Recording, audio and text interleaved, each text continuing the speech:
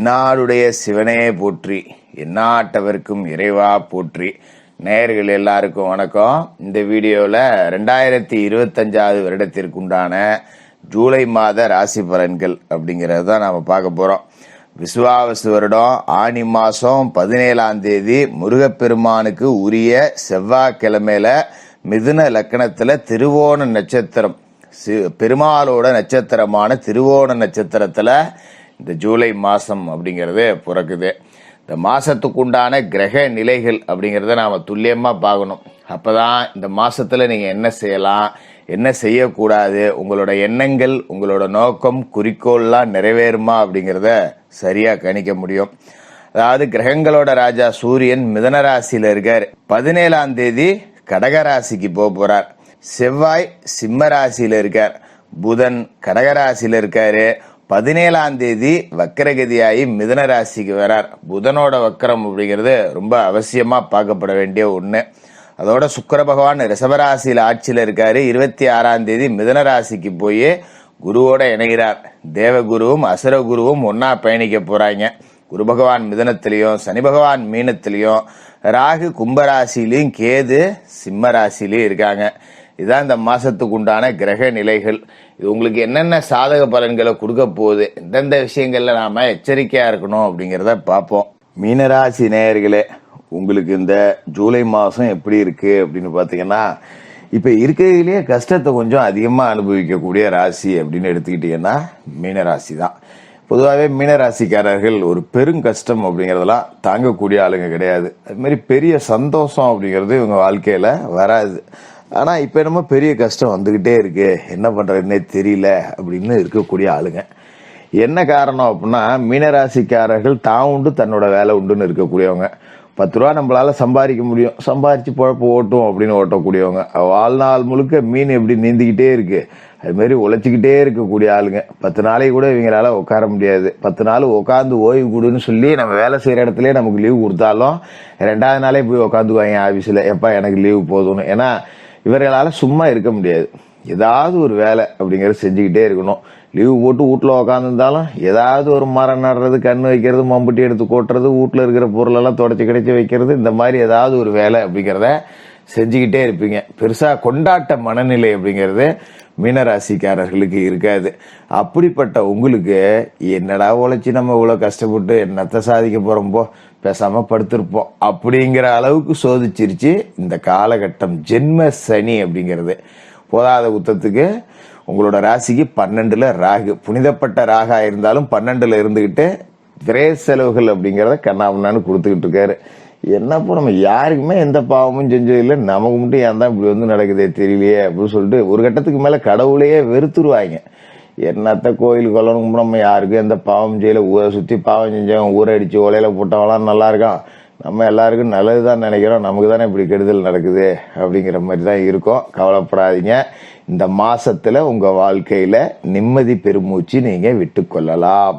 அதுக்கு என்ன காரணம் அப்படின்னா, இந்த மாசம் 13ஆம் தேதி சனி பகவான் ராசிக்குள்ள வக்கிரகதி அடைகிறார். சனி யாரு அப்படின்னா ராசிக்கு 11க்கும் 12க்கும் அதிபதி. 11ஆம் அதிபதி வக்கரம் அடையக்கூடாதே, கெடுதலே அப்படின்னு நீங்க யோசிக்கலாம். கிடையாது. 12ஆம் அதிபதியும் அவர் தான். அதையும் நீங்க பெருசா யோசிக்க வேண்டியதில்லை. எங்க இருக்கார் அப்படின்னு பாக்கணும். ஜென்மத்துல இருக்கார். 7.5 சனியில மோசமான சனி அப்படிங்கிறது ஜென்ம சனி.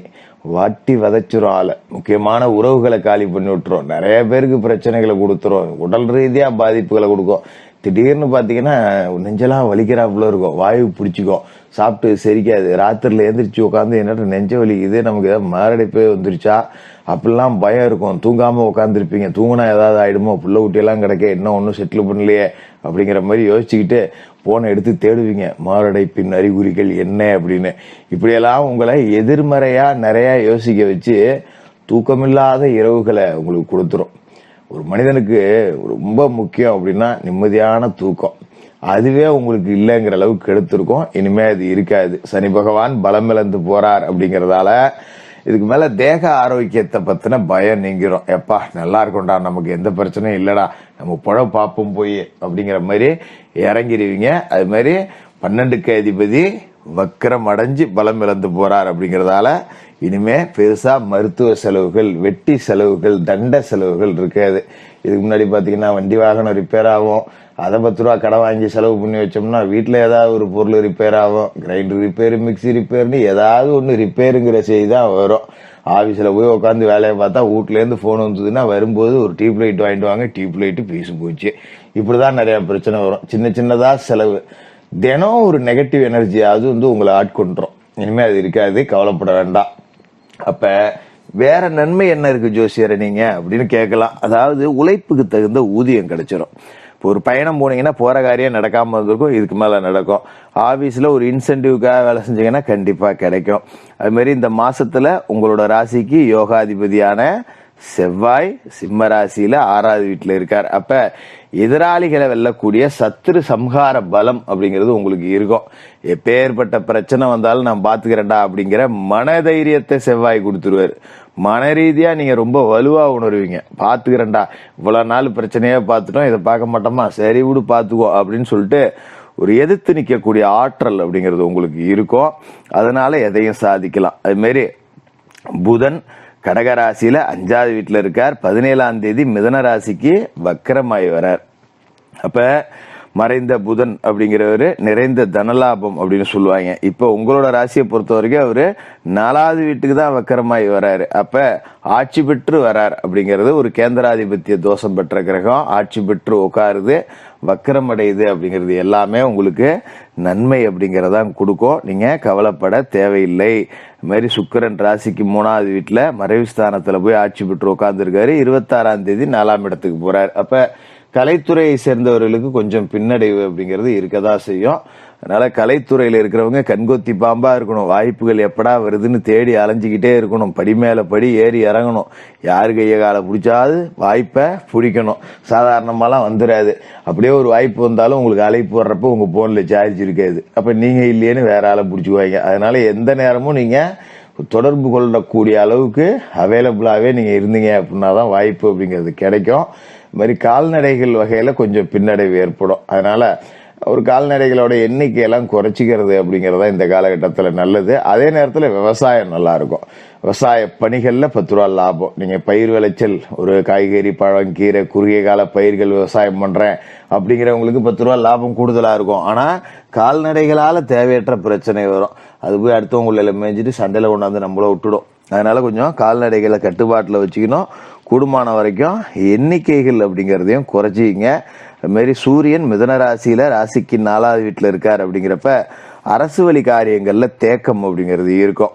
ஒரு வம்பு வழக்கு அப்படின்னா இழுத்துக்கிட்டே போவோம். ஒரு கோர்ட்டு கேஸுக்கு போறோம், ஒரு சொத்து கேஸ் இருக்கு, ஒரு செக்கு கேஸ் இருக்கு, ஒரு காப்பீட்டு நிறுவனத்திலேருந்து நமக்கு பணம் வர வேண்டியது இருக்கு. இதெல்லாம் பிடிச்சி இழுத்துக்கிட்டே கிடக்கும். 17 தேதிக்கு மேல அவர் 5ஆம் வீட்டுக்கு சூரியன் போவாரு. அப்ப உங்களுக்கு சாதகமா இருக்கும். அது மாதிரி பிள்ளை இல்லாதவர்களுக்கு புத்திரபாக்கியம் கிடைக்கக்கூடிய வாய்ப்பு 17ஆம் தேதிக்கு மேல இருக்கும். அப்படி ஒரு நல்ல அமைப்பு அப்படிங்கிறது இருக்கு. என்ன இருந்தாலும் ஜென்மசனி காலகட்டத்தில் நீங்க பட்ட பாட்டுக்கெல்லாம் சனி பகவான் வக்கரம் அடைகிறதால நன்மைகள் அப்படிங்கறது கொடுக்கும். சனியோட தாக்கம் அப்படிங்கிறது குறையுதுங்கிறதால இதுக்கு மேல வாழ்க்கையில லேசான முன்னேற்றத்தை கொடுக்கக்கூடிய ஒரு உன்னதமான மாதமா இந்த ஜூலை மாசம் இருக்கும். மீனராசிக்காரர்களுக்கு வாழ்த்துக்கள்.